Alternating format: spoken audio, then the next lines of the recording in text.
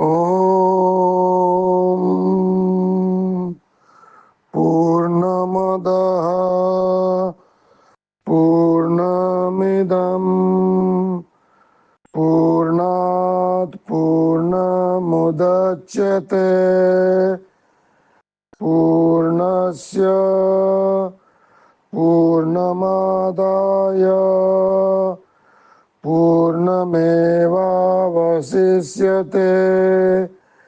ओम शांति शांति शांति।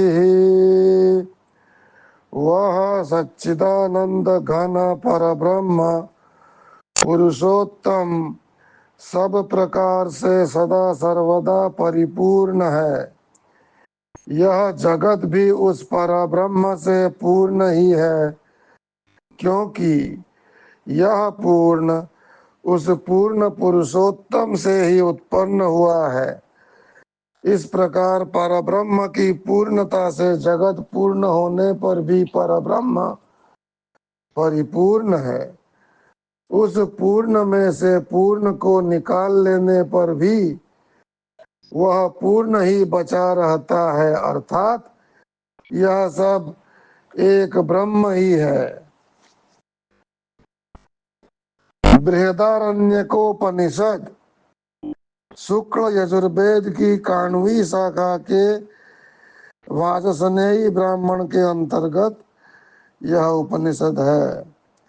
प्रथम अध्याय चतुर्थ ब्राह्मण देवताओं के पशु। ब्रह्म विद्या के द्वारा मनुष्य हम सर्व हो जाएंगे ऐसा मानते हैं, सो उस ब्रह्म ने क्या जाना जिससे वह सर्व हो गया। पहले ब्रह्म ही था, उसने अपने को ही जाना कि मैं ब्रह्म हूँ, अतः वह सर्व हो गया। उसे देवों में से जिसने जाना वही तद्रूप अर्थात ब्रह्मरूप हो गया। इसी प्रकार ऋषियों और मनुष्यों में सभी जिसने उसे जाना वह तद्रूप हो गया। उसे आत्मा सोहम रूप से देखते हुए ऋषि वामदेव ने जाना, मैं मनु हुआ और सूर्य भी।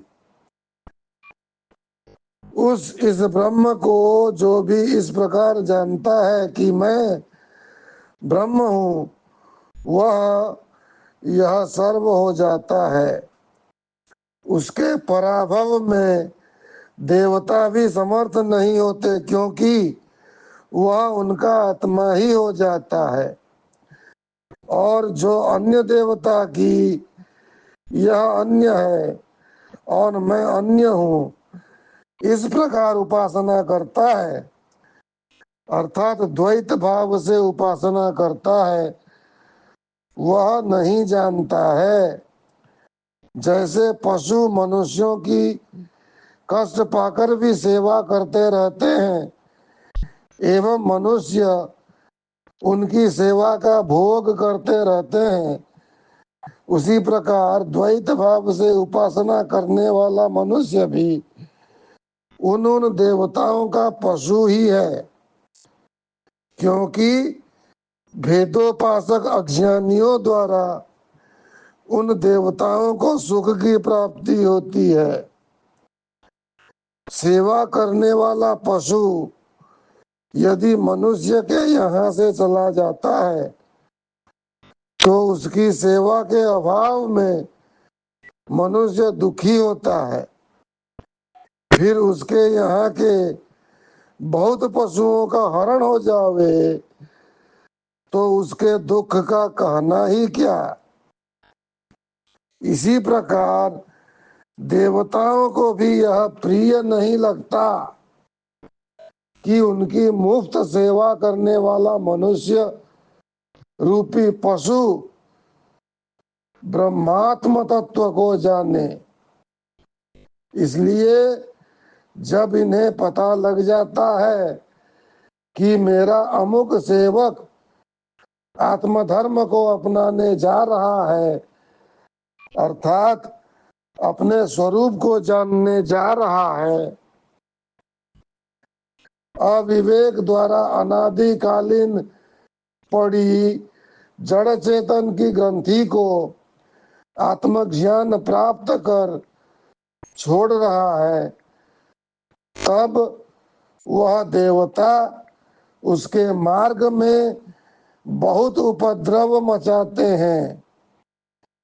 वे देवता उस जिज्ञासु को शारीरिक रोग पीड़ा उत्पन्न कर देता है या गृहस्थ जीवन में किसी प्रकार के विघ्न रोग मृत्यु करा देते हैं या आचार्य के प्रति अश्रद्धा करा देते हैं, ताकि वह किसी भी प्रकार ब्रह्म आत्म एकत्व ज्ञान ग्रहण न कर सकें, क्योंकि वे अपने स्वार्थ की हानि होते हुए नहीं देख सकते हैं।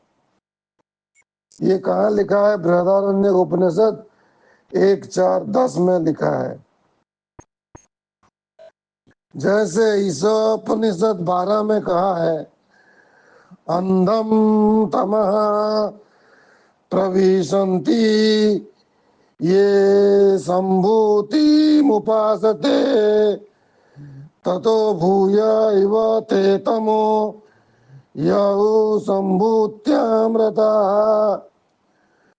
जो मनुष्य विनाशशील देव पितरादि की उपासना करते हैं, वे तो अज्ञान रूप घोर अंधकार में प्रवेश करते ही हैं, किंतु जो अविनाशी परमेश्वर को अनुभव किए बिना ही मैं ब्रह्म हूँ, मेरे लिए अज्ञानी की तरह वेद पालन कर्तव्य नहीं है और कर्तव्य कर्म से च्युत हो काम क्रोध लोभ मोह भय मन में राग द्वेष आसक्ति युक्त जीवन व्यतीत कर रहे हैं, ऐसे व्यक्ति और भी अंधकार में हैं, क्योंकि वे उच्छृंखल होकर विशेष पाप कर्म करने में प्रवृत्त हो जाते हैं। इससे तो सकाम करनी ही श्रेष्ठ है, जो अधोगति से बच स्वर्ग भोग तो कर सकेंगे।